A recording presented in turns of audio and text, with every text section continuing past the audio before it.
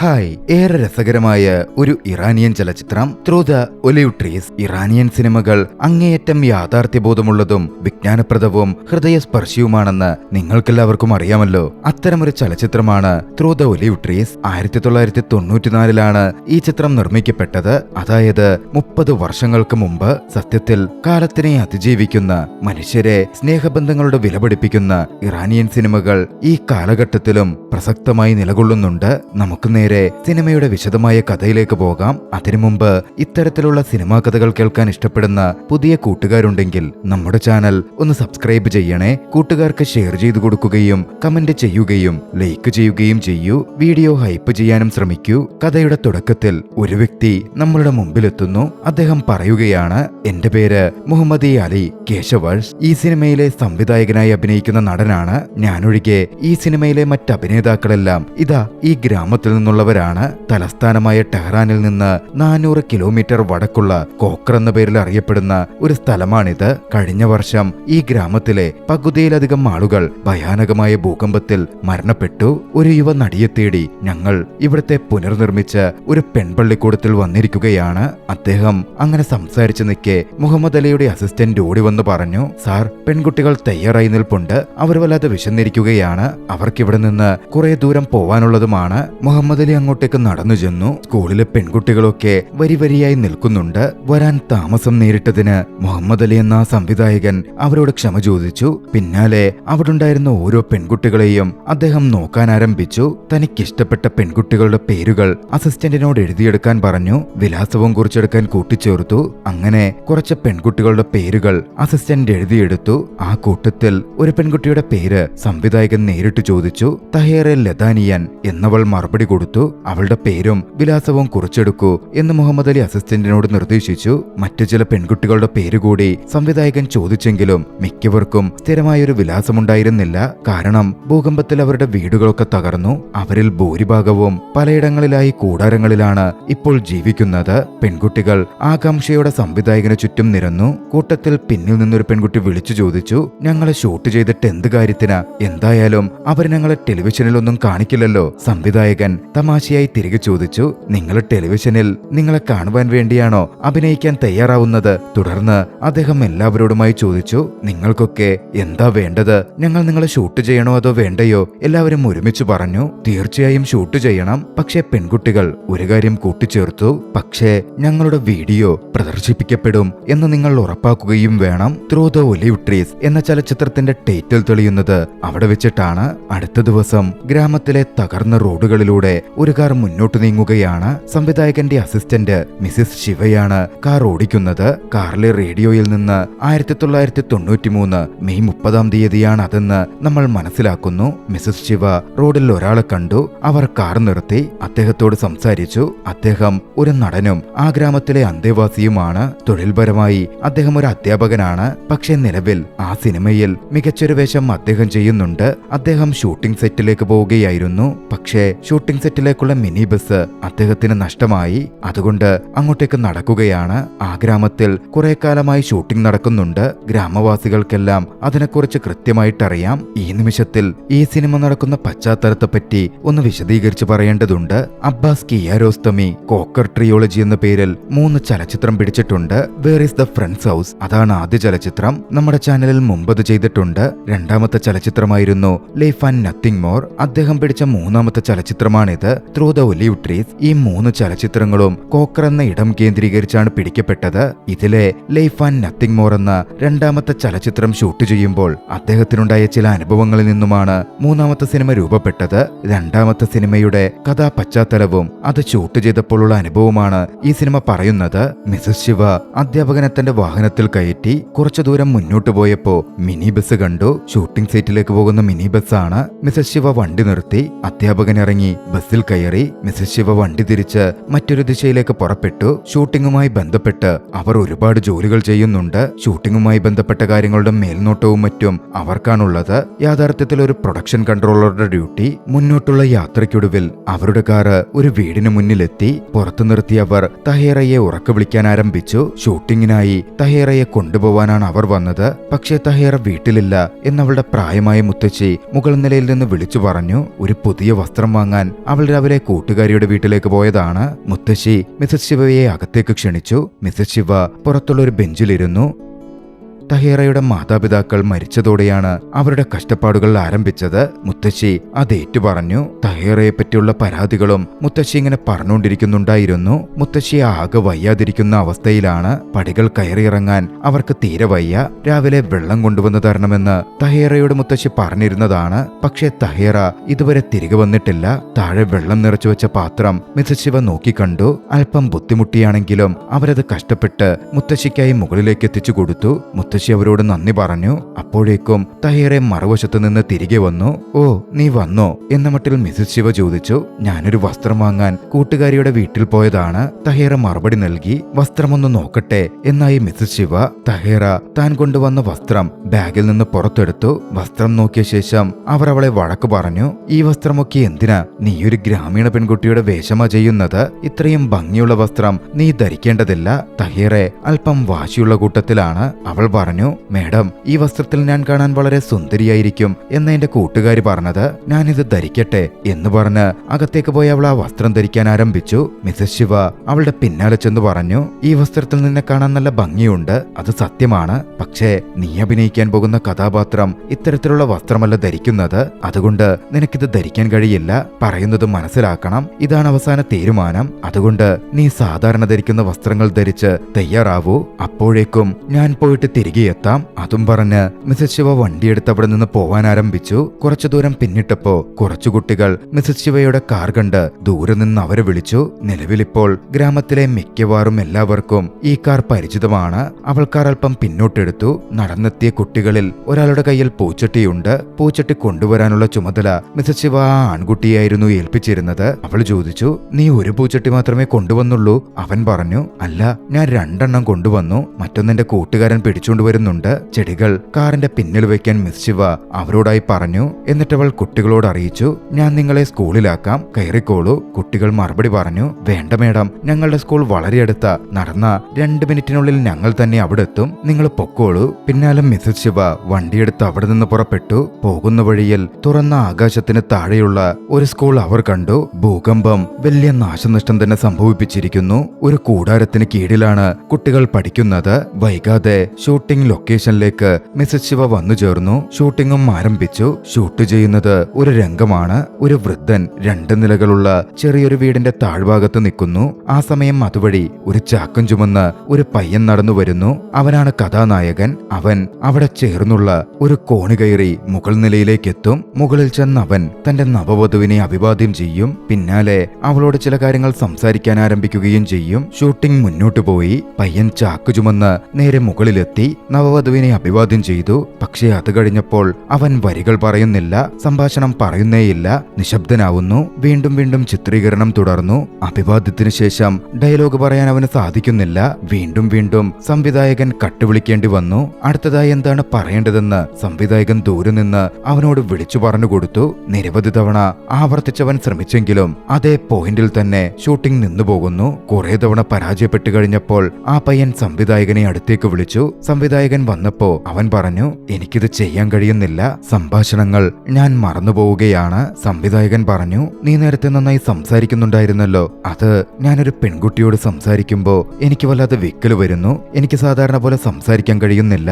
ഓ, അങ്ങനാണോ? എങ്കിൽ ശരി, നീ പൊക്കോളൂ. അത് പറഞ്ഞ ശേഷം അദ്ദേഹം മിസസ് ശിവയോട് പറഞ്ഞു, നിങ്ങൾ ദയവായി അവനെ വീട്ടിൽ കൊണ്ടുചെന്നാക്കൂ. മിസസ് ശിവ ആൺകുട്ടിയോടൊപ്പം കാറിൽ കയറി. അവര് പോകാനൊരുങ്ങുമ്പോ സംവിധായകൻ വീണ്ടും വിളിച്ചു പറഞ്ഞു, നമ്മുടെ ക്യാമ്പിൽ നിന്ന് ആ ഹുസൈനെ കൂട്ടിക്കൊണ്ടുവരൂ. വരുന്ന വഴിയിൽ ഈ സംഭാഷണം അവനെ കൊണ്ട് പരിശീലിപ്പിച്ചു നോക്കൂ. മിസസ് ശിവ അവിടെ നിന്നും വണ്ടിയെടുത്തു പോയി. സംവിധായകനാണെങ്കിൽ വലിയ ബോർഡ് തന്നെ തോന്നി. അതിനാൽ അദ്ദേഹം ഷൂട്ടിംഗ് കാണാൻ വന്ന കുട്ടികളുടെ അടുത്തേക്ക് ചെന്ന് അവരുമായി സംസാരിക്കാനും സൗഹൃദത്തിലാവാനും തുടങ്ങി. അദ്ദേഹം കുട്ടികളോട് പലതരം ചോദ്യങ്ങളും ചോദിച്ചു. കുട്ടികൾ വലിയ താല്പര്യത്തോടെ അദ്ദേഹത്തിന് എല്ലാ ചോദ്യങ്ങൾക്കും മറുപടിയും നൽകി. മറുവശത്ത് പോയിരുന്ന മിസസ് ശിവ ഹുസൈനെ കൂട്ടി ഷൂട്ടിംഗ് സൈറ്റിലേക്ക് തിരികെ വരാൻ തുടങ്ങി. പോരുന്ന വഴിയിൽ സംഭാഷണങ്ങൾ അവനെ ആവർത്തിച്ച് പരിശീലിപ്പിക്കുന്നുണ്ടായിരുന്നു. നിനക്കെല്ലാം ഓർമ്മയുണ്ടോ? ഇടയ്ക്ക് വെച്ച് അവർ ചോദിച്ചു. ഹുസൈൻ ശ്രദ്ധയോടെ പരിശീലിച്ചു.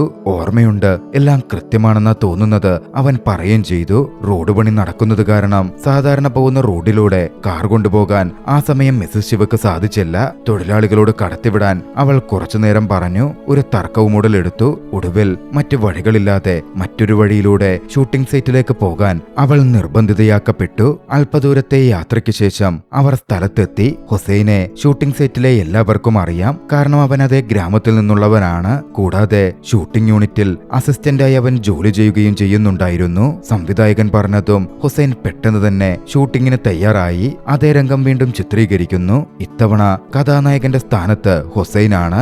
അവൻ ചാക്കും ചുമന്ന് മുകളിലേക്ക് കയറി തന്റെ ഭാര്യയെ അഭിവാദ്യം ചെയ്തു. എന്നാൽ ഇത്തവണ മറ്റൊരു പ്രശ്നം ഉയർന്നു വന്നു. അവന്റെ ഭാര്യയുടെ വേഷം ചെയ്യുന്ന തഹേറ അവന്റെ അഭിവാദ്യത്തിന് മറുപടി നൽകുന്നില്ല. സംവിധായകൻ പലതവണ ശ്രമിച്ചു തഹേറയോട് സംസാരിക്കാൻ പറഞ്ഞു. പക്ഷേ തഹേറ ഒന്നും പ്രതികരിക്കുന്നേയില്ല. ഒടുവിൽ ഹുസൈൻ സംവിധായകനടുക്കലെത്തി പറഞ്ഞു, ഈ പെൺകുട്ടി എന്നോട് ഒട്ടും പ്രതികരിക്കുന്നില്ല, ഷൂട്ടിംഗ് മുന്നോട്ട് പോകുമെന്നും തോന്നുന്നില്ല. അന്നത്തെ ഷൂട്ടിംഗ് അവിടെ വെച്ചിട്ട് അവസാനിക്കുകയായിരുന്നു. സംവിധായകൻ ഹുസൈനുമായി കാറിൽ അവിടെ നിന്ന് തനിയെ യാത്ര ചെയ്യാൻ തുടങ്ങി. പോകുന്ന വഴിയിൽ സംവിധായകൻ ഹുസൈനോട് ചോദിച്ചു, അവിടെ മറ്റുള്ളവരുണ്ടായിരുന്നു, ഇനി നീ പറ, നീയും ആ പെൺകുട്ടിയും തമ്മിൽ എന്താ പ്രശ്നം, എന്താ നടക്കുന്നത്? ഹുസൈൻ ഒരു നിമിഷം നിശബ്ദനായി. പിന്നെ അവൻ പതുക്കെ സംസാരിക്കാൻ തുടങ്ങി. ഞാൻ മുമ്പ് മേസനായി ജോലി നോക്കുകയായിരുന്നു, കെട്ടിടം പണിക്കാരൻ. ഒരു ദിവസം ആ പെൺകുട്ടിയുടെ വീടിന്റെ എതിർവശത്ത് എനിക്ക് ജോലി ഉണ്ടായിരുന്നു. അവൾ വീടിന്റെ പടികളിലിരുന്ന് പുസ്തകം വായിക്കുന്നു. അവളെ നോക്കിയപ്പോ എനിക്ക് അവളെ ഇഷ്ടമായി. ഞാൻ വിവാഹം കഴിക്കാൻ ആഗ്രഹിക്കുന്ന തരത്തിലുള്ള ഒരു പെൺകുട്ടിയാണ് അവൾ എന്നെനിക്ക് തോന്നി. അതുകൊണ്ട് ജോലിയുടെ ഇടവേള സമയത്ത് ഞാൻ അവളുടെ അമ്മയെ കണ്ട് അവരുടെ മകളെ വിവാഹം ചെയ്ത് തനിക്ക് തരുമോ എന്ന് ചോദിച്ചു. പക്ഷേ അവളുടെ അമ്മ എന്നോട് വളരെ മോശമായാണ് പെരുമാറിയത്. സംവിധായകൻ തിരക്കി, അതെന്താ, എന്തുപറ്റി? ഹുസൈൻ മറുപടി പറഞ്ഞു, ഒരുപക്ഷെ ഞാൻ അവർക്ക് യോഗ്യനായിരുന്നിരിക്കില്ല. വീടോ വിദ്യാഭ്യാസമോ ഇല്ലാത്ത ഒരു സാധാരണ മേസണല്ലേ ഞാൻ. പക്ഷേ അവളുടെ മകളെ സന്തോഷിപ്പിക്കാൻ ഞാൻ പരമാവധി ശ്രമിക്കുമെന്നും അവളെ പൊന്നുപോലെ നോക്കുമെന്നും അവരെ ബോധ്യപ്പെടുത്താൻ ഞാൻ ശ്രമിച്ചു. പിന്നെന്തു സംഭവിച്ചു? ഹുസൈൻ തുടർന്നു പറഞ്ഞു, ഒന്നിനും അവർ വഴങ്ങുന്നേയുണ്ടായിരുന്നില്ല. അടുത്ത ദിവസം ഞാൻ ജോലിക്ക് പോയപ്പോ അവിടുത്തെ എന്റെ ജോലി നഷ്ടപ്പെട്ടതായിട്ടാണ് എനിക്ക് അറിയാൻ കഴിഞ്ഞത്. ഞാൻ ജോലി ചെയ്യുന്നിടത്ത് നിന്ന് എന്നെ പിരിച്ചുവിടാൻ ആ പെൺകുട്ടിയുടെ മാതാപിതാക്കൾ ഏർപ്പാട് ചെയ്തു. അന്നെന്റെ മനസ്സിൽ വല്ലാത്ത വേദന തോന്നി. ആ രാത്രിയില നമ്മുടെ പ്രദേശത്ത് ഭൂകമ്പമുണ്ടായത്. ഭൂകമ്പത്തിൽ തഹീറയുടെ മാതാപിതാക്കൾ മരിച്ചു. എനിക്ക് സങ്കടം തോന്നിയിരുന്നു. 3 ദിവസം കഴിഞ്ഞപ്പോ ഞാൻ ശ്മശാനത്തിൽ പോയി അവരെ കബറടക്കി ഇടത്തു ചെന്നു. പക്ഷെ അവിടെ അത്രയും വലിയ ജനക്കൂട്ടമായതുകൊണ്ട് എനിക്ക് തഹീറയെ കാണാൻ കഴിഞ്ഞില്ല. 7-ാം ദിവസം വീണ്ടും ഞാൻ ശ്മശാനത്തിൽ പോയി. അന്ന് മാതാപിതാക്കളുടെ ശവകുടീരത്തിനരികിൽ തഹീറയെ ഞാൻ കണ്ടു. അവളുടെ മുത്തശ്ശിയും കൂടെയുണ്ടായിരുന്നു. എനിക്ക് അവളോട് സംസാരിക്കണമെന്ന് തോന്നി. പക്ഷേ മരിച്ചവർക്ക് വേണ്ടി പ്രാർത്ഥിക്കാനായിരുന്നു അവളുടെ മുത്തശ്ശി എന്നോട് പറഞ്ഞത്. ഞാൻ പ്രാർത്ഥിക്കാൻ നിന്നു. എന്റെ പ്രാർത്ഥന പകുതിയാവുന്നതിന് മുമ്പേ അവർ അവിടെ നിന്ന് പോയി കഴിഞ്ഞിരുന്നു. എനിക്ക് വല്ലാത്ത വേദന തന്നെ തോന്നി. അന്ന് തഹീറയുടെ അമ്മയുടെ ശവകുടീരത്തിനരികിൽ നിന്ന് ഞാൻ പറഞ്ഞു, ഇപ്പോ നിങ്ങൾക്ക് മനസ്സിലായല്ലോ അല്ലേ, ഈ ലോകം എത്ര ക്രൂരമാണെന്ന്. ഇവിടെ വീടിനോ സമ്പത്തിനോ പദവിക്കോ ഒരു വിലയുമില്ല.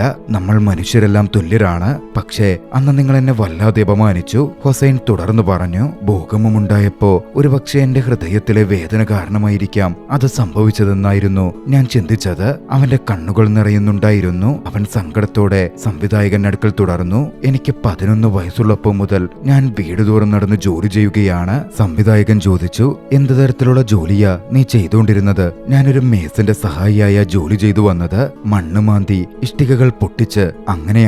ഹുസൈൻ പിന്നീട് തഹീറയെ അവസാനമായി കണ്ടതിനെ കുറിച്ച് പറഞ്ഞു. ഒരിക്കൽ ശ്മശാനത്തിൽ വന്നവർ തിരികെ പോകുമ്പോ ഹുസൈൻ അവരെ പിന്തുടർന്നു. അന്ന് മുത്തശ്ശിക്ക് അടുത്തെത്തി ഹുസൈൻ മുത്തശ്ശിയോടായി പറഞ്ഞു, തഹീറയെ എനിക്ക് വിവാഹം കഴിച്ചു തരാമോ? പക്ഷേ മുത്തശ്ശി പറഞ്ഞു, നീ വെറുതെ നിന്റെ സമയം കളയണ്ട. വീടില്ലാത്ത വിദ്യാഭ്യാസമില്ലാത്ത നിന്നെപ്പോലൊരാൾക്ക്, അതും ഒരു അനാഥന് ഞാൻ എന്റെ കൊച്ചുമകളെ വിവാഹം ചെയ്തു കൊടുക്കില്ല. ഹുസൈന് അത് വല്ലാതെ വേദനിച്ചിരുന്നു. ഹുസൈൻ ദേഷ്യത്തിൽ മറുപടി പറഞ്ഞു, ഇപ്പോ നിങ്ങൾക്കും വീടില്ലല്ലോ, നമ്മളിപ്പോ തുല്യരാണ്. മുത്തശ്ശിക്ക് അത് കേട്ട് ദേഷ്യം വന്നു. അവർ ഹുസൈനെ അന്ന് ഒരുപാട് അപമാനിച്ചായിരുന്നു സംസാരിച്ചത്. അവന്റെ മനസ്സിൽ അത് ആഴത്തിൽ മുറിവുണ്ടാക്കി. ഇനി ഒരിക്കലും തഹീറയെ കാണാൻ പോലും താൻ ശ്രമിക്കില്ല എന്നവൻ തീരുമാനിച്ചു. അതിനുശേഷം അന്നായിരുന്നു അവൻ തഹീറയെ കണ്ടത്. സംവിധായകൻ കാർ നിർത്തി. അപ്പോഴേക്കും മിസസ് ശിവയുടെ കാർ അവർക്കരികിൽ വന്നു നിന്നു. മിസസ് ശിവ തഹീറയെ വീട്ടിലേക്ക് കൊണ്ടുപോവുകയായിരുന്നു. മിസസ് ശിവ സംവിധായകനോട് വിളിച്ചു ചോദിച്ചു, തഹേറയെ വീട്ടിലാക്കിയ ശേഷം ഞാൻ മറ്റേ ആ പെൺകുട്ടിയെ വിളിക്കണോ? സംവിധായകൻ ചോദിച്ചു. ഏത് പെൺകുട്ടിയെ? മിസസ് ശിവ ആംഗ്യത്തിലൂടെ ആരെയാണ് ഉദ്ദേശിച്ചതെന്ന് കാണിച്ചു കൊടുത്തു. സംവിധായകൻ മിസസ് ശിവയെ അടുത്തേക്ക് വിളിച്ച് വിശദീകരിച്ചു. നമുക്ക് ഓരോ ദിവസവും നടിമാരെ മാറ്റാൻ കഴിയില്ല, അവൾക്ക് കുറച്ചുകൂടി സമയം നൽകൂ. മിസസ് ശിവയുടെ കാർ തഹേറയുടെ വീട്ടിലേക്ക് തിരിച്ചു. സംവിധായകൻ ഹുസൈനൊപ്പം ക്യാമ്പിലേക്ക് മടങ്ങി. ക്യാമ്പിലെത്തിയ സംവിധായകൻ അവിടെ ഉണ്ടായിരുന്ന പാചകക്കാരനെ അഭിവാദ്യം ചെയ്തു. ഗ്രാമവാസിയായ അദ്ദേഹമാണ് ഇപ്പോൾ ഷൂട്ടിംഗ് യൂണിറ്റിന് വേണ്ട മുഴുവൻ ഭക്ഷണവും പാകം ചെയ്യുന്നത്. സംവിധായകനും പാചകക്കാരനും പരസ്പരം സംസാരിക്കുകയും ചിരിക്കുകയും ഒക്കെ ചെയ്യുന്നുണ്ടായിരുന്നു. ഇതിനിടയിൽ ഹുസൈൻ തന്റെ ജോലികളിലേക്ക് കടന്നു. രാവിലെ ബാക്കിയായ പാത്രങ്ങൾ കഴുകി വെച്ചു, പാചകക്കാരനെ സഹായിച്ചു. ക്യാമ്പിലെ ഇത്തരം ജോലികളുടെ പ്രധാന ഉത്തരവാദിത്തം ഹുസൈനാണ്. അല്പസമയത്തിനു ശേഷം മിസസ് ശിവ തിരികെ ക്യാമ്പിലേക്ക് എത്തി. അവർ സംവിധായകനോട് പറഞ്ഞു, ഞാൻ തഹേറയോട് സംസാരിച്ചു, ആ പെൺകുട്ടി സമ്മതിച്ചിട്ടുണ്ട്. നാളെ മുതൽ അവൾ കൃത്യമായി ഷൂട്ടിങ്ങിനെത്തും, സംഭാഷണം പറയുകയും ചെയ്യും. ഹുസൈൻ ദൂരെ നിന്ന് അവരുടെ ഈ സംസാരം കേട്ടിരുന്നു. അങ്ങനെ അടുത്ത ദിവസമായി. ഹുസൈൻ കൂടാരത്തിന് വെളിയിലായിരുന്നു കിടന്നിരുന്നത്. നേരം വെളുത്തിട്ടും അവൻ എഴുന്നേറ്റിട്ടില്ല. മിസസ് ശിവ ഷൂട്ടിംഗ് യൂണിറ്റിലെ എല്ലാവരെയും ഓരോരോ കൂടാരത്തിലായി ചെന്ന് വിളിച്ചുണർത്തി. ഹുസൈനിൽ നിന്നായിരുന്നു അവർ തുടങ്ങിയത്. പാചകക്കാരൻ നേരത്തെ എഴുന്നേറ്റിരുന്നു. ഒരു കുന്നിൻ ചെരുവിലാണ് അവർ ക്യാമ്പ് ചെയ്യുന്നത്. മനോഹരമായ പുലരി ആസ്വദിച്ച് നേരത്തെ ഉണർന്ന സംവിധായകൻ അവിടെ നിൽക്കുന്നുണ്ടായിരുന്നു. താമസിയാതെ ക്യാമ്പിലെ എല്ലാവരും ഉണർന്നു. തിരക്കുള്ള ഒരു ദിവസം ആരംഭിക്കുകയാണ്. വൈകാതെ ഷൂട്ടിംഗ് സെറ്റിലേക്ക് പോവാനുള്ള മിനി ബസും കാറുകളും തയ്യാറായി. ഹുസൈൻ മിസസ് ശിവയുടെ കാറിന്റെ പിന്നിൽ സംവിധായകനോടൊപ്പം ഇരുന്നായിരുന്നു പോയത്. സംവിധായകൻ ഹുസൈനെ നോക്കി ചോദിച്ചു, നിനക്ക് വയ്യായ്ക വല്ലതുമുണ്ടോ? നിന്റെ മുഖം കണ്ടിട്ട് നീ എത്ര സന്തോഷത്തിലാണെന്ന് തോന്നുന്നില്ലല്ലോ. അതൊന്നുമില്ല, നീ ഇന്നലെ ശരിക്കും ഉറങ്ങിയിട്ടില്ലെന്ന് തോന്നുന്നു. അത് ഞാൻ ഇന്നലെ രാത്രി വളരെ വൈകിയ ഉറങ്ങിയത്. നീ അസ്വസ്ഥനാണെന്ന് എനിക്ക് നിന്റെ മുഖം നോക്കി പറയാൻ പറ്റും. നീ പറ, എന്താ നിനക്ക് പ്രശ്നമുള്ളത്? എന്താ നിന്നെ അലട്ടിക്കൊണ്ടിരിക്കുന്നത്? ഹുസൈൻ വിഷമത്തോടെ പറഞ്ഞു. ഞാൻ ഇന്നലെ 3 തവണ അവളെ അഭിവാദ്യം ചെയ്തതാണ്, പക്ഷെ അവൾ ഒരിക്കൽ പോലും മറുപടി തന്നില്ല. ഒരു മറുപടി പോലും അർഹിക്കാത്ത അത്രയും മോശക്കാരനാണോ ഞാൻ? സംവിധായകൻ പറഞ്ഞു. തെറ്റ് നിന്റേതാണ്. സാധാരണയായി നിനക്കൊരു തവണ അഭിവാദ്യം ചെയ്യേണ്ട കാര്യമേയുള്ളൂ. മറുപടി ഇല്ലെങ്കിൽ നീ ഒരിക്കലും അത് ആവർത്തിച്ചേക്കരുത്. പക്ഷേ ഷൂട്ടിംഗ് സമയത്ത് അവളോട് അഭിവാദ്യം ചെയ്യാൻ നിങ്ങളല്ലേ എന്നോട് പറഞ്ഞുകൊണ്ടിരുന്നത്? ഞാൻ ഒരു തവണ പറയാനേ നിന്നോട് പറഞ്ഞിട്ടുള്ളൂ. ഞാൻ എന്തായാലും ഇനി അവളെ അഭിവാദ്യം ചെയ്യില്ല. സംവിധായകൻ മറുപടി പറഞ്ഞില്ല. പിന്നാലെ ഹുസൈൻ ചോദിച്ചു, അവൾ ഇന്ന് ഷൂട്ടിങ്ങിന് വരുമോ? എനിക്കറിയില്ല, ചിലപ്പോൾ വരാം, ചിലപ്പോൾ വരാതിരിക്കാം. ഇതിനിടയിൽ റോഡിൽ കുറച്ച് കുട്ടികളും സ്ത്രീകളും കാത്തു നിൽക്കുന്നത് കണ്ട് സംവിധായകൻ ശിവയോട് കാർ നിർത്താൻ പറഞ്ഞു.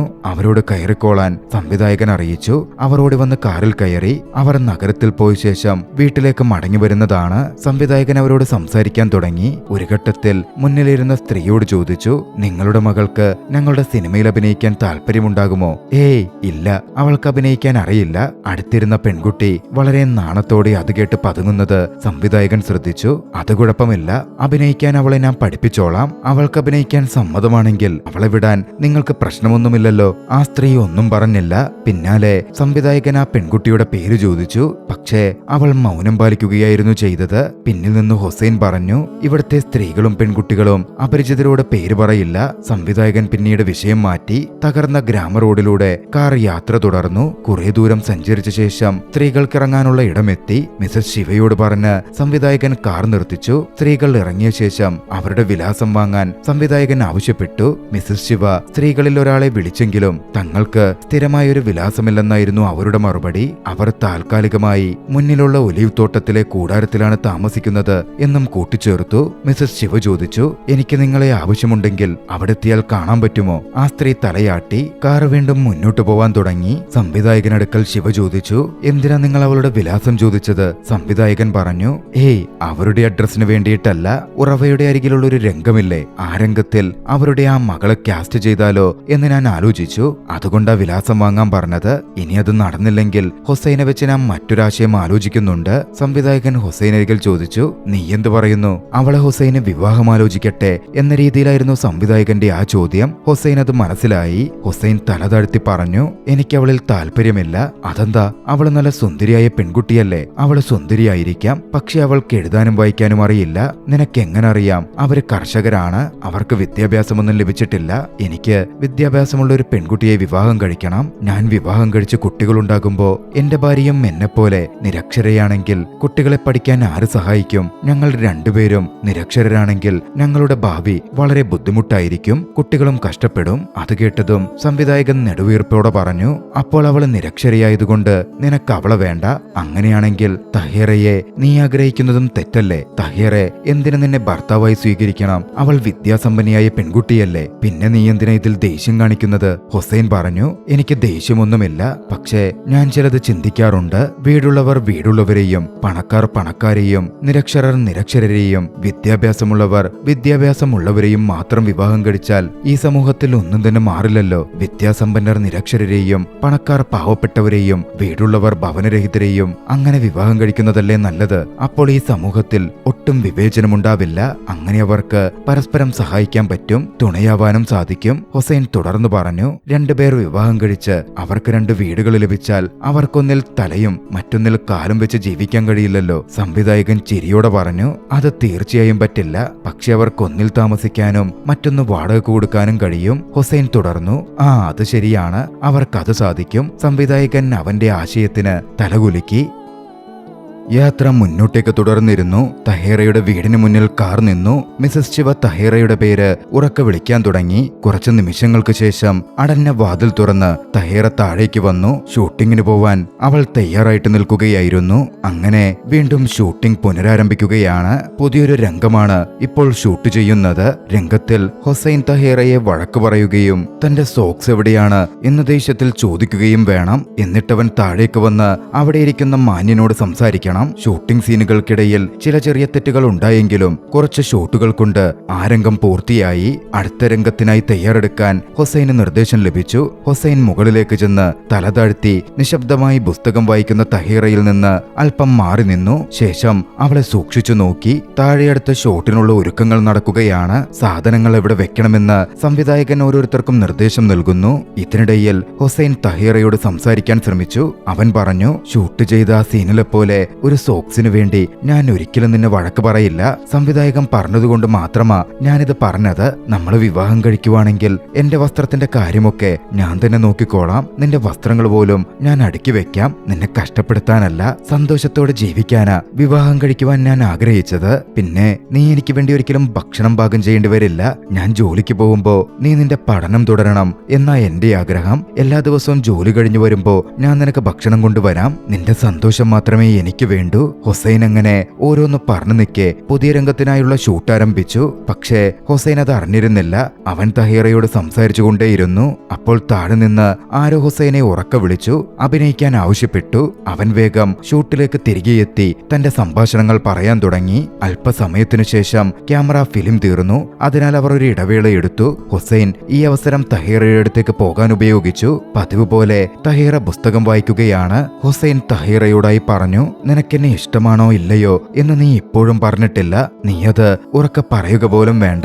നീ പുസ്തകം വായിക്കുകയാണല്ലോ. നീ ആ പുസ്തകത്തിന്റെ ഒരു താൾ മറിച്ചാൽ അതെനിക്കുള്ള മറുപടിയായി ഞാൻ എടുത്തോളാം. പക്ഷേ തഹീറ പൂർണ്ണമായും നിശബ്ദയായി തുടർന്നു. അവൾ പുസ്തകത്തിന്റെ പേജ് പോലും മറിച്ചില്ല. ഹുസൈന്റെ വാക്കുകൾ അവൾ ശ്രവിക്കുന്നേയില്ല എന്ന മട്ടിലായിരുന്നു അവളുടെ ഇരുത്തം. ഹുസൈൻ തുടർന്നു പറഞ്ഞു, എനിക്ക് വീടില്ല എന്നതാണോ നിന്റെ പ്രശ്നം? ഷൂട്ടിങ്ങിന് ശേഷം ഈ വീട് എനിക്ക് വിട്ടുതരാൻ ഞാൻ സംവിധായകനോട് ചോദിച്ചു നോക്കാം. ഞാനിനി ഒരിക്കലും മേസനായി ജോലി ചെയ്യില്ലെന്ന് കരുതിയതായിരുന്നു. പക്ഷെ നിനക്ക് വേണ്ടി ഒരു വട്ടം കൂടി ഞാനത് ചെയ്യാം. ഈ വീട് ഞാനിതിലും മനോഹരമാക്കും. ഇതിന്റെ പിന്നിൽ മനോഹരമായ ഒരു ജനൽ ഞാൻ പണിയും. അപ്പോൾ നീ രാവിലെ ഉണരുമ്പോ നിനക്ക് ആ പിൻവശത്തെ മലനിരകൾ കാണാം. എന്തു ഭംഗിയുള്ളതാണത്. നിനക്ക് വേണ്ടി എന്തും ചെയ്യാൻ ഞാൻ തയ്യാറാണ്. നീ ഒരു തവണ മാത്രം വിവാഹത്തിന് സമ്മതമാണെങ്കിൽ, എന്നെ ഇഷ്ടമാണെങ്കിൽ അതെ എന്ന് പറയൂ. പക്ഷേ തഹീറ എന്നത്തെയും പോലെ നിശബ്ദയായി ഇരുന്നതേയുള്ളൂ. ഇതിനിടയിൽ വീണ്ടും ഷൂട്ടിംഗ് പുനരാരംഭിച്ചു. താഴെ നിന്നെല്ലാരും ഹുസൈനെ വിളിച്ചു. ഹുസൈൻ ഷൂട്ടിങ്ങിലേക്ക് മടങ്ങി തന്റെ വരികൾ അവതരിപ്പിക്കാൻ തുടങ്ങി.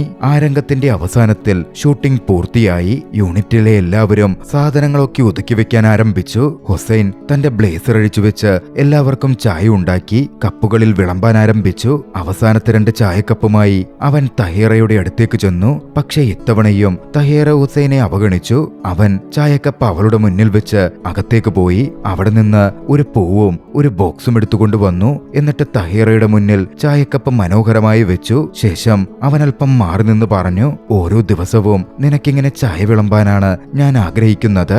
നമ്മുടെ ജീവിതം ഇങ്ങനെയൊക്കെ ആവണമെന്നാണ് ഞാൻ സ്വപ്നം കാണുന്നത്. പിന്നീട് പണികൾ തീർത്ത് പോവാൻ തയ്യാറാകാൻ സംവിധായകൻ എല്ലാവരോടും നിർദ്ദേശിച്ചു. മിസസ് ശിവ തഹീറയെ വിളിച്ചു. തഹീറെ, നിന്റെ പുസ്തകം എടുക്കൂ, ഷൂട്ടിംഗ് കഴിഞ്ഞു, നിന്നെ ഞാൻ വീട്ടിലാക്കാം. തഹീറെ പുസ്തകമെടുത്ത് താഴേക്ക് വരാൻ തുടങ്ങി. യൂണിറ്റിലെ എല്ലാവരും തിരക്കിലാണ്. ഹുസൈനും തന്റെ സാധനങ്ങൾ ഒതുക്കുന്നു. അവനൊരു കയ്യിൽ ചായ ഫ്ലാസ്കും മറ്റേ കയ്യിൽ ബാക്കി സാധനങ്ങളുമായി കാറിന്റെ പിന്നിലേക്ക് നടന്നു. തഹീറെ നേരത്തെ തന്നെ കാറിന്റെ മുമ്പിലിരുന്നിരുന്നു. യാത്രാ സൗകര്യത്തെ ചൊല്ലി യൂണിറ്റിൽ തർക്കം നടക്കുകയാണ്. ചിലർക്കൊന്നും പോകാൻ വാഹനമില്ല. അവളത് ദൂരെ നിന്ന് നോക്കിക്കണ്ടു. എല്ലാവർക്കും ആദ്യം തന്നെ ക്യാമ്പിലേക്ക് മടങ്ങണം. ഇത് കണ്ടപ്പോൾ തഹീറെ കാറിൽ നിന്നിറങ്ങി വീട്ടിൽ നിന്ന് കൊണ്ടുവന്ന പൂച്ചട്ടിയും എടുത്ത് നേരെ വീട്ടിലേക്ക് നടക്കാൻ തുടങ്ങി. ഹുസൈൻ ഇത് ശ്രദ്ധിച്ചു. മിസസ് ശിവയെ വിളിച്ച് അക്കാര്യം അറിയിച്ചു. അത് കണ്ടതും ശിവ തഹീറയെ പിന്നിൽ നിന്ന് വിളിച്ചു. തഹീറെ തിരിഞ്ഞു പറഞ്ഞു, മേഡം, എനിക്കൊരു കുറുക്ക് വഴി അറിയാം. ഇവിടെ നിന്ന് വീട്ടിലെത്താൻ 5 മിനിറ്റ് മതി. തഹീറെ തന്റെ നടത്തം തുടർന്നു. ആ നിമിഷം സംവിധായകൻ ഹുസൈന്റെ അടുത്തേക്ക് വന്ന് പറഞ്ഞു, വാഹനത്തെ ചൊല്ലി ഇവിടെ തർക്കം നടക്കുന്നത് കണ്ടില്ലേ? നീ ഒരു യുവാവല്ലേ, നിനക്ക് നടന്നു പോവാമല്ലോ, ആരോഗ്യമുണ്ടല്ലോ. ഇത് കേട്ടയുടനെ ഹുസൈൻ ഓടാൻ തുടങ്ങി. തഹീറയ്ക്കൊപ്പം എത്താനായിരുന്നു അവന്റെ ശ്രമം. സംവിധായകന്റെ ഉദ്ദേശവും അതായിരുന്നു. ഹുസൈനും തഹീറയും ഒന്നിച്ചു പോകട്ടെ എന്ന് കരുതിയാണ് അയാൾ അത്തരത്തിൽ അവനോട് പറഞ്ഞതും. പക്ഷേ തഹീറെ കുറച്ചു മുമ്പേ പോയതുകൊണ്ട് കുറച്ചധിക ദൂരം പിന്നിട്ടിരുന്നു. അതിനാൽ കയ്യിൽ ചായ ഫ്ലാസ്കുമായി ഹുസൈൻ ഓടിക്കൊണ്ടിരുന്നു. തഹീറയുടെ ഒപ്പമെത്തിയ ശേഷം അവൻ അല്പം ദൂരം പാലിച്ചു. അവളുടെ പിന്നാലെ നടന്നു. തഹീറെ തന്റെ ചിന്തകളിൽ മുഴുകി നടത്തം തുടരുകയാണ്. ഹുസൈൻ അവളോടായി പറഞ്ഞു, നിനക്ക് ഞാൻ പറഞ്ഞതിനൊരു മറുപടി നൽകാനുണ്ടെങ്കിൽ അതിപ്പോൾ നൽകൂ. ഒരുപക്ഷെ ഇനി നമ്മൾ കാണുമോ എന്നുപോലും എനിക്കറിയില്ല. നിന്റെ മുത്തശ്ശിയുടെ വാക്കുകൾ നീ കേൾക്കണ്ട. നീ ഒരു പണക്കാരനെ വിവാഹം കഴിക്കാനാണ് അവർ ആഗ്രഹിക്കുന്നത്. പക്ഷെ ഒരു പണക്കാരനെ വിവാഹം കഴിച്ചാൽ നിനക്ക് സന്തോഷമുണ്ടാവണമെന്ന് ഉറപ്പൊന്നുമില്ല. എന്നെ വിവാഹം കഴിച്ചാൽ നിന്നെ സന്തോഷിപ്പിക്കാൻ ഞാൻ പരമാവധി ശ്രമിക്കും. നിന്റെ മാതാപിതാക്കള് പോയി. ഇപ്പോൾ നിനക്ക് എന്നെപ്പോലെ ഉത്തരവാദിത്തമുള്ള, നിന്നെ ആഴത്തിൽ സ്നേഹിക്കുന്ന ഒരു ഭർത്താവിനെയാണ് ആവശ്യം. നിന്റെ കൂടെ ജീവിക്കാൻ എനിക്ക് വലിയ ആഗ്രഹമുണ്ട്. നിന്നെ വഞ്ചിക്കാനോ കബളിപ്പിക്കാനോ അല്ല ഞാൻ വന്നത്. ദൈവത്തെ സാക്ഷി നിർത്തിയാണ് ഞാൻ പറയുന്നത്. നീ വളരെയധികം സുന്ദരിയായതുകൊണ്ട് മാത്രമല്ല ഞാൻ നോക്കുന്നതും നിന്നെ സ്നേഹിക്കുന്നതും. ജീവിതത്തിൽ ആശങ്കകളില്ലാത്ത ഒരു സ്ഥാനം നിനക്കുണ്ടാവട്ടെ എന്ന് ഞാൻ ആഗ്രഹിക്കുന്നു. നീ അതേയെന്ന് പറഞ്ഞാൽ നമുക്ക് കൈകോർത്ത് ഒരുമിച്ച് ജീവിക്കാം. തഹീറെ, നിന്റെ മറുപടി എന്തു തന്നെയാണെങ്കിലും ഇപ്പോൾ അതെന്നോട് പറയൂ. തന്റെ സ്നേഹം അവളെ ബോധ്യപ്പെടുത്താൻ ഹുസൈൻ സകല വഴികളും പയറ്റി. മനസ്സ് അവളോട് ഓരോന്നും പറഞ്ഞു. പക്ഷെ അവൾ മിണ്ടുന്നേയുണ്ടായിരുന്നില്ല. ഹുസൈൻ വീണ്ടും പറഞ്ഞു, തഹീറെ, നീ ഇന്ന് എന്തെങ്കിലും പറയണം. ഷൂട്ടിംഗ് കഴിഞ്ഞു, നമ്മൾ ഇനി ഒരിക്കലും കണ്ടുമുട്ടില്ലായിരിക്കാം. നിന്റെ മറുപടി അറിയാതെ വേദനിച്ചെനിക്ക് മരിക്കണ്ട.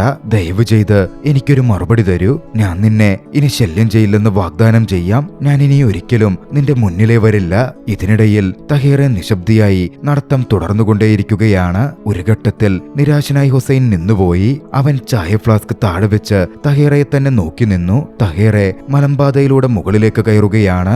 അവർ തമ്മിലുള്ള ദൂരം വർദ്ധിച്ചിരുന്നു. ഹുസൈൻ ദുഃഖത്തോടെ പിന്നിൽ നിന്ന് വിളിച്ചു പറഞ്ഞു, തഹീറെ, നിനക്ക് നിന്റെ സൗന്ദര്യത്തിൽ വലിയ അഹങ്കാരമാണ്.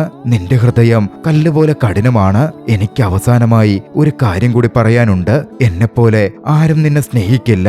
തഹീറ നടന്ന് കുന്നിന്റെ മറുഭാഗത്തേക്ക് പോയിരുന്നു. ഇതിനിടയിൽ ദൂരെ നിന്ന് സംവിധായകനും അവരെ പിന്തുടർന്ന് അങ്ങോട്ടേക്ക് എത്തിയിരുന്നു. അവർ തമ്മിലുള്ള സംഭാഷണവും എന്ത് നടക്കുന്നു എന്നും കാണാൻ സംവിധായകന് ആഗ്രഹമുണ്ടായിരുന്നു. അവരറിയാതെ അദ്ദേഹം അവരെ പിന്തുടരുകയായിരുന്നു. ഹുസൈൻ കുന്നിന്റെ മുകളിലെത്തി. തഹീറയെ കാണുന്നില്ല. കാരണം താഴ്വാരത്തിൽ വിശാലമായ ഒരു ഒലീവ് തോട്ടമുണ്ട്. കുന്നിന് മുകളിൽ നിന്ന് തഹീറയെ അവൻ നോക്കി. കുറച്ചു നേരത്തെ തിരച്ചിലിനൊടുവിൽ തോട്ടത്തിനുള്ളിലൂടെ പോകുന്ന തഹീറയെ അവൻ കണ്ടു. അവൻ കയ്യിലുള്ള സാധനങ്ങൾ അവിടെ വെച്ച് കുന്നിറങ്ങി അവളുടെ അടുത്തേക്കൂടി. അവളോട് സംസാരിക്കാനുള്ള തന്റെ അവസാന അവസരമായിരിക്കാം ഇത്. അവന്റെ ഉള്ളിൽ തോന്നിക്കൊണ്ടേയിരുന്നു. ഒരുപക്ഷെ ഇനി ഒരിക്കലും അവളുടെ അടുത്തെത്താൻ എനിക്ക് പറ്റില്ലായിരിക്കാം. ഏറെ ദൂരെ നിന്ന് നമ്മൾ തഹീറയെയും ഹുസൈനെയും നോക്കിക്കാണുന്നു. ഹുസൈൻ അവളുടെ പിന്നാലെയോടുകയാണ്. അവളുടെ പേര് ഉറക്ക വിളിക്കുന്നുണ്ട്. കുന്നിന് മുകളിൽ നിന്ന് നോക്കുമ്പോൾ പ്രതിധ്വനിക്കുന്ന ശബ്ദം മാത്രമേ കേൾക്കുന്നുള്ളൂ. അവരുടെ മുഖഭാവങ്ങൾ വ്യക്തമല്ല. ഹുസൈൻ അവളോട് എന്തൊക്കെയോ പറയുന്നുണ്ട്. സംഭാഷണവും തെളിഞ്ഞു കേൾക്കുന്നില്ല. എങ്കിലും കുറച്ചു നിമിഷങ്ങൾക്കുള്ളിൽ വെച്ചിട്ട് പോയ ചായ ഫ്ലാസ്കും സാധനങ്ങളും വീണ്ടെടുക്കാൻ ഹുസൈൻ തിരിച്ചോടി വരുന്നുണ്ടായിരുന്നു. അവന്റെ മുഖത്ത് സന്തോഷം നിറഞ്ഞിട്ടുണ്ടോ? ഹുസൈൻ അവൻ ആഗ്രഹിച്ച മറുപടി കിട്ടിയോ? അതോ അവൾ അവന്റെ സ്നേഹം തള്ളിക്കളഞ്ഞോ? എന്തായാലും അവനിൽ ഉത്സാഹം കാണുന്നുണ്ട്. പോസിറ്റീവായ മറുപടി കിട്ടിയിരിക്കാം എന്നാണ് സൂചന. കൃത്യമായി ആ അവസാനം വ്യക്തമാക്കാതെ അത് പ്രേക്ഷകർക്ക് വിട്ടു നൽകിക്കൊണ്ട് ചലച്ചിത്രം അവിടെ അവസാനിക്കുന്നു. യഥാർത്ഥ ജീവിതത്തോട് ചേർത്തു വെക്കാവുന്ന കഥകൾ സാധാരണ മനുഷ്യരിലൂടെ അവതരിപ്പിക്കുക എന്നതാണ് ഇറാനിയൻ കഥകളുടെ സത്ത.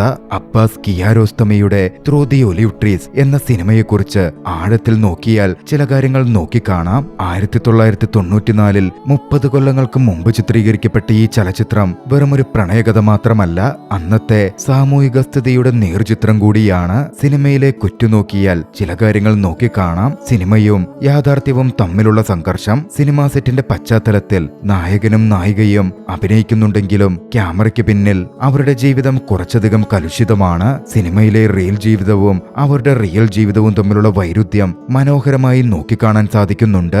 വാക്കുകളിലൂടെ പറഞ്ഞു പോകുന്ന വിപ്ലവകരമായ കാഴ്ചപ്പാടാണ് മറ്റൊന്ന്. സമൂഹത്തിലെ വർഗ വ്യത്യാസങ്ങളെ, തുല്യതയില്ലാത്ത നീതികളെ ഹുസൈന്റെ സംഭാഷണങ്ങളിലൂടെ സംവിധായകൻ ചൂണ്ടിക്കാട്ടുന്നുണ്ട്. കൂട്ടത്തിൽ സാമൂഹിക അസമത്വം എങ്ങനെ മറികടക്കാം എന്ന അദ്ദേഹത്തിന്റെ ആശയവും പങ്കുവെക്കുന്നു. പക്ഷേ ഈ സിനിമ ഏറ്റവും അധികം ശ്രദ്ധിക്കപ്പെട്ടത് ദ മാസ്റ്റർ പീസ് ഷോട്ട് എന്നറിയപ്പെടുന്ന വിഖ്യാതമായ അവസാന രംഗത്തിലാണ്. 5-6 മിനിറ്റ് നീളുന്ന ആ ദൃശ്യം ലോക സിനിമയിലെ തന്നെ ഏറ്റവും മികച്ച ഷോട്ടുകളിലൊന്നായാണ് ഇന്നും കരുതപ്പെടുന്നത്. വലിയ കുന്നിൻ ചെരുവിലൂടെ തഹേറ നടന്നു പോകുന്നു. ഹുസൈൻ അവളെ പിന്തുടരുന്നു. ക്യാമറ വളരെ ദൂരെ നിന്ന് ഒരു വൈറ്റ് ഷോട്ടായിട്ടാണ് ഇത് കാണിക്കുന്നത്. അവർ രണ്ടുപേരും പ്രകൃതിയുടെ പശ്ചാത്തലത്തിൽ വെറും 2 ചെറിയ പുള്ളികൾ മാത്രമായി മാറുന്നു. അവസാനം ഹുസൈൻ സന്തോഷത്തോടെ തിരികെ ഓടി വരുന്നത് കാണാം. അവൾ അവന് സമ്മതം മൂളിയോ ഇല്ലയോ എന്ന് സംവിധായകൻ പറയുന്നേയില്ല.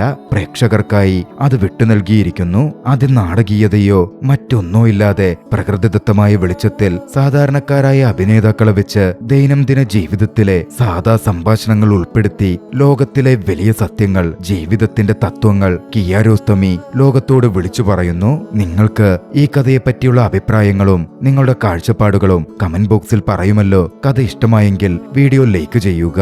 മറ്റൊരു മികച്ച ചലച്ചിത്രവുമായി നമുക്ക് വീണ്ടും കണ്ടുമുട്ടാം. അതുവരെ ബൈ.